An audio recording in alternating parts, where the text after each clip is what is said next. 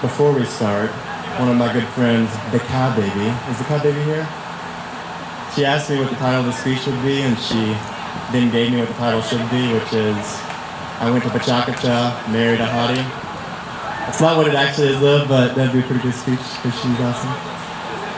Are we lined up?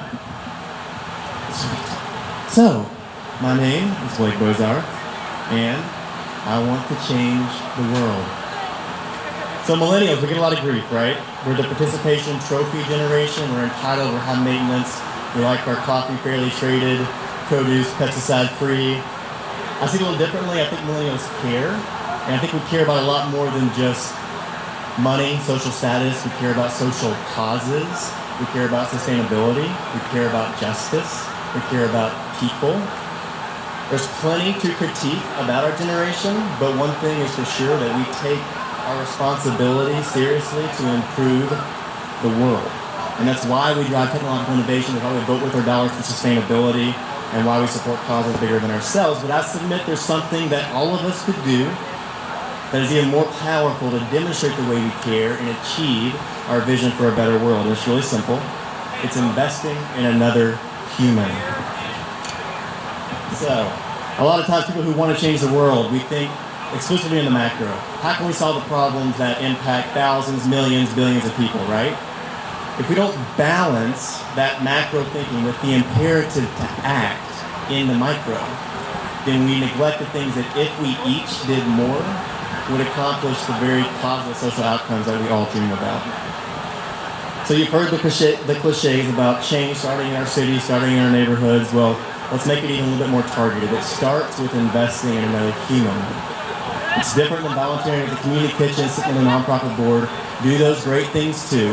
But I'm asking you to be that person that encourages, challenges, inspires, loves another in a way that can only be done through real, personal, meaningful relationship. So you might be thinking, that's great stuff there, Captain Platitudes. But what does that actually look like for me? So let me offer something a little bit more specific. This is little Blake there. Consider mentoring an at-risk youth. That's my challenge. I want you to take a few seconds and think about the people in your life that shaped your life. People you looked up to, learned from, leaned on. They were there for you when you needed somebody to talk to. They challenged you to be your best. They may have taught you how to play ball. They showed up to your piano recitals. They encouraged you to chase your dreams. They were a source of confidence, inspiration for what you could do in your own life. Think about those people in your life. Now picture your life without them. Where would you be right now? Who would you be? Our city of Chattanooga is a positively beautiful place. Like other cities, though, it's home to very distinct worlds on the extremes. 2 in 5 male youths in Chattanooga don't have a single positive male influence in their lives. That hit me hard. I wanted to do something about changing our community for the better. And becoming a big with Big Brother, Big Sister seemed like a great something at the time. 2008, I was matched with an 8-year-old boy named Derek, who I met once a week at Calvin Donaldson Elementary School. We spent most of our time just hanging out, horsing around in the gym.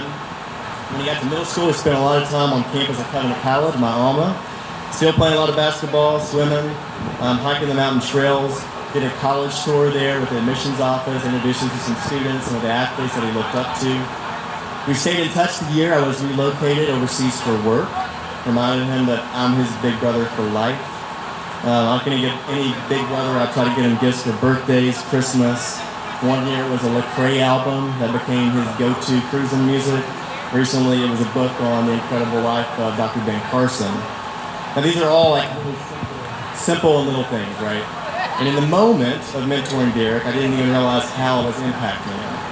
His aspirations, his confidence, his interests, his perspectives on life. He's now a high school sophomore. He continues to mature. So do our conversations.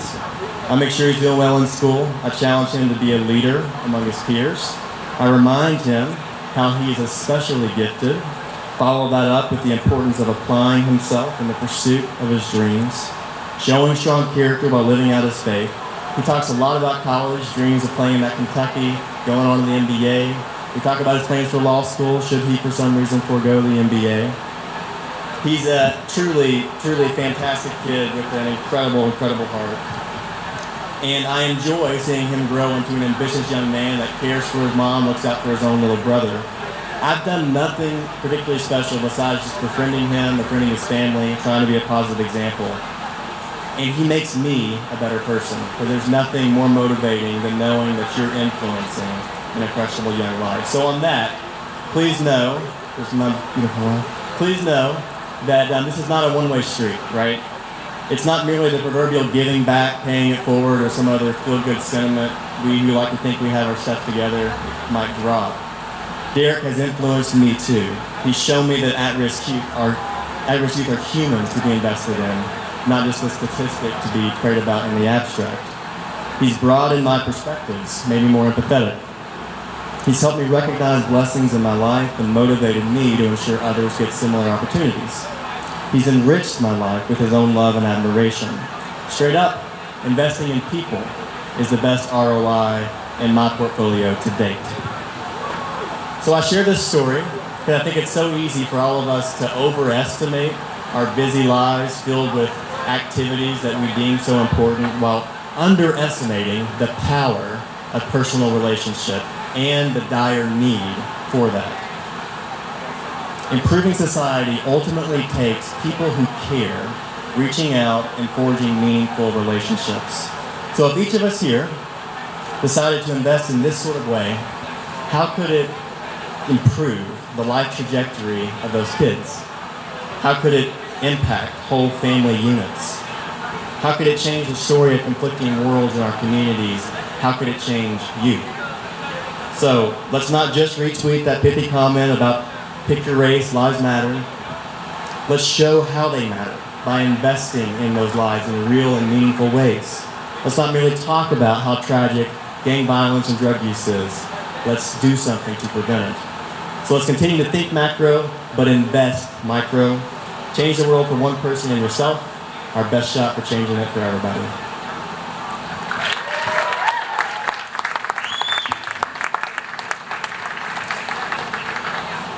Thank you, Blake. Next.